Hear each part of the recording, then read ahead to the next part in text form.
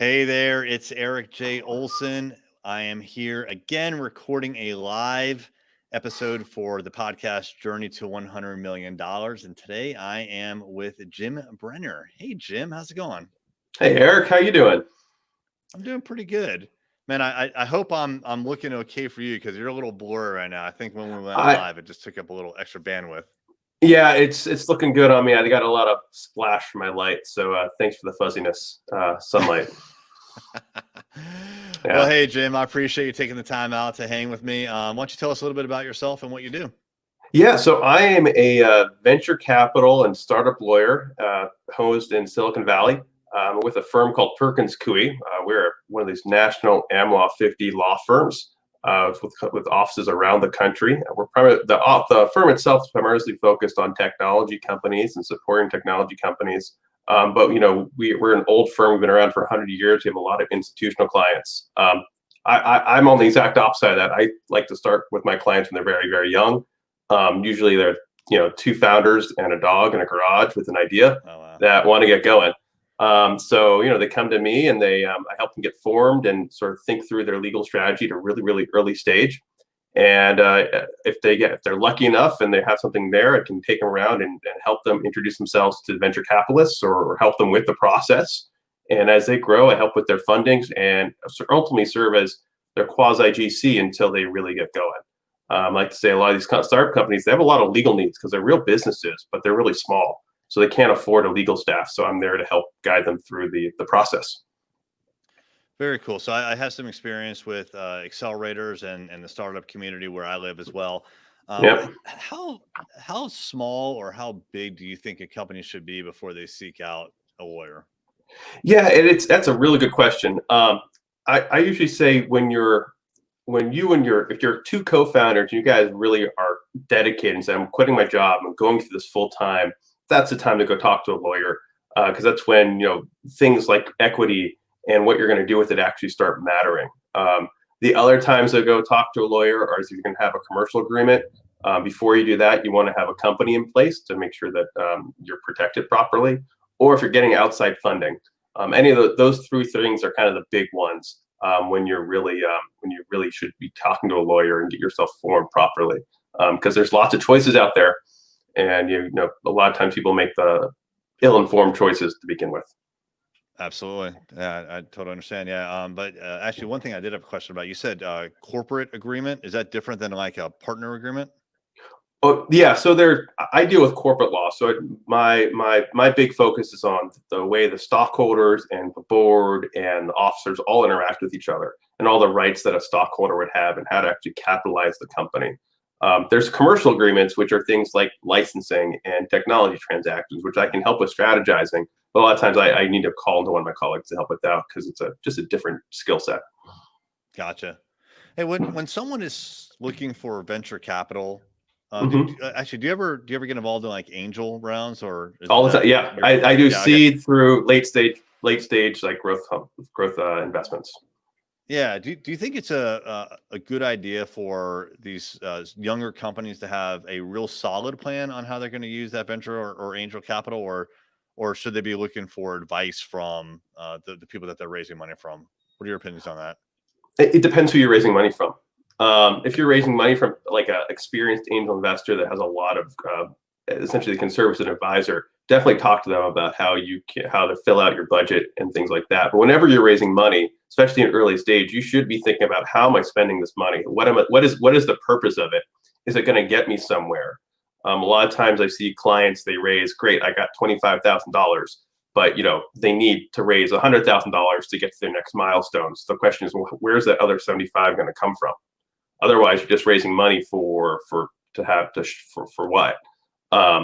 Sometimes it's like, well, they want to sort of roll it along and do it, but it's important to understand how much money you need to raise and what's that money going to get you? What milestones can you achieve? It's really important when you start raising your equity rounds, like your Series Seed and your Series A, to know, well, what are my goals for this round? Because when you're done using that money, you're going to have to raise more. So what's this? Obviously you want to sell at a higher valuation to get a better price. And so what are you going to tell your next investor saying, hey, look what I've done with this money and look what I've grown? How are you going to justify your new valuation?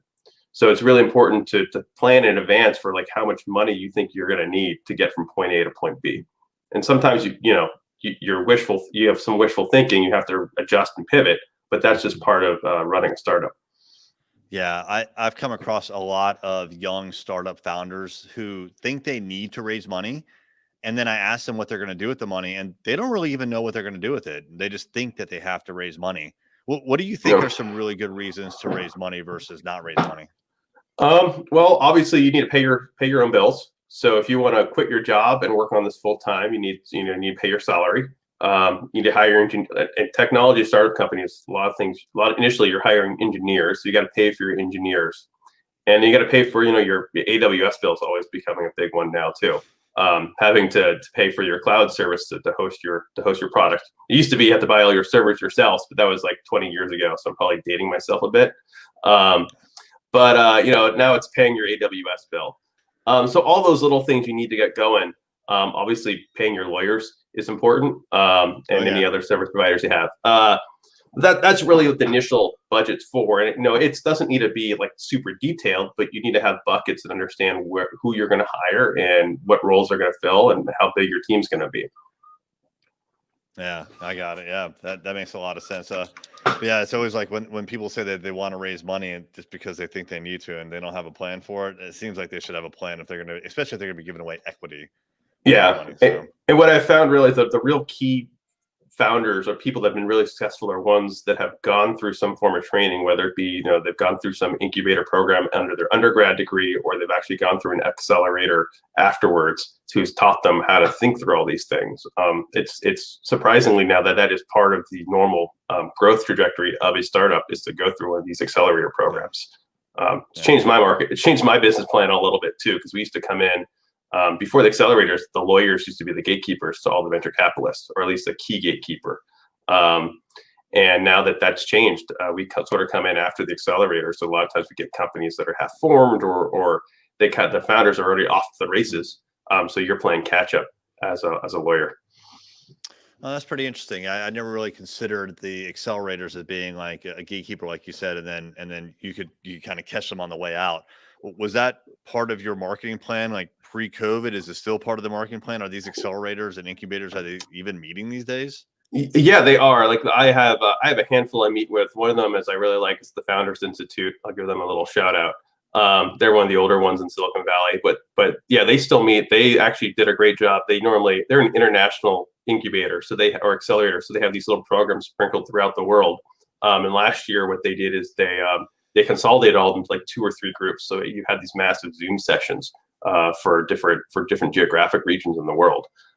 It's great because I get to do the legal session they have. So I get to do an overview of like, these are things that you should be aware of when you go talk to your lawyer.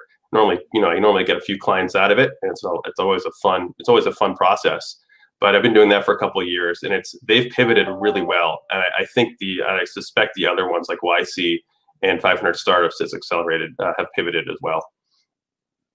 That's awesome. How about for you? Like, how has your marketing been affected in the last 6 or 7 months with COVID? Yeah, it's been a challenge. With the exception of a lot of my marketing comes in through recommendations and referrals.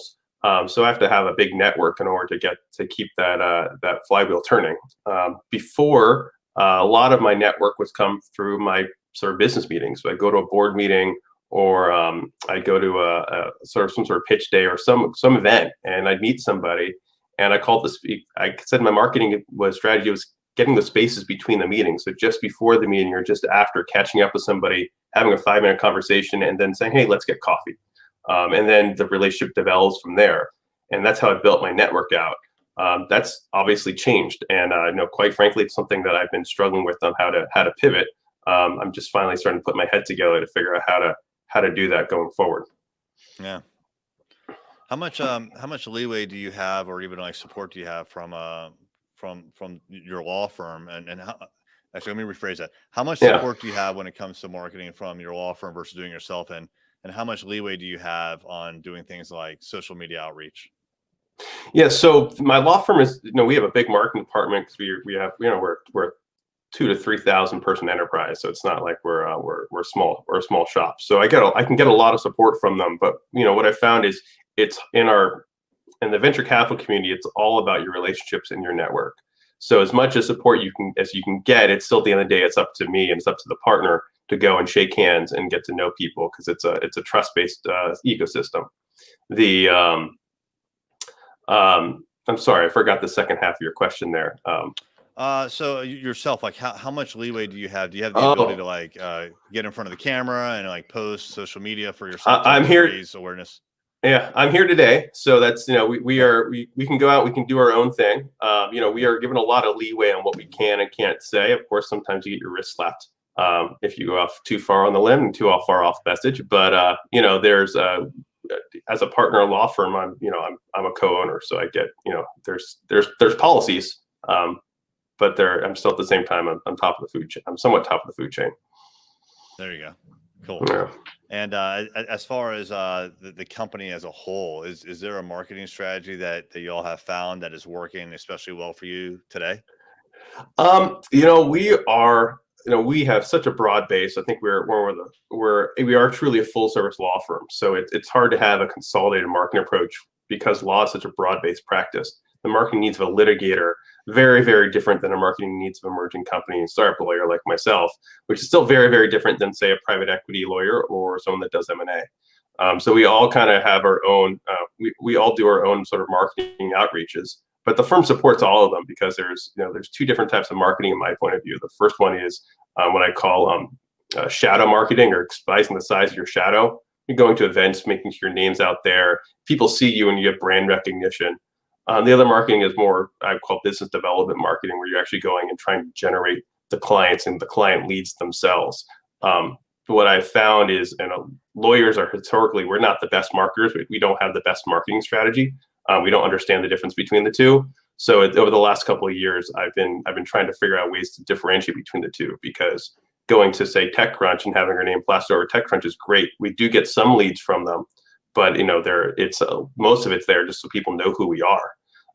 Versus where if we go to some place like, if I go to a networking event where I know people there, and I know we are all there looking to connect with people, it's a little bit better to shake hands, and I know, well, this is going to be a more qualified lead than someone I've met at a booth at, say, at a TechCrunch type conference. It's a little more natural too, right? There's a need. Yeah, you're both there for a reason. You're both at this private event for a reason. Yeah. Very cool. All right, Jim. Well, hey, I definitely appreciate your time. If someone wants to reach out and ask you a question about venture capital or anything else, where can they find you at? Well, they can either follow me on Twitter, at Jim Brenner on Twitter, really easy one, or you can find me on the web at jimbrenner@perkinscoie.com, or jbrenner, JBRENNER, at perkinscoie.com. Well, cool. Thanks so much. All right, everybody. If you want to reach out to Jim, he just told you how to find him. If you are a lawyer looking for law firm marketing, I'd like you to consider Array Digital. That is one of our specialties. And so we work with lawyers across the country and all sorts of different specializations. So thanks again, Jim. Thank you, Eric. All right.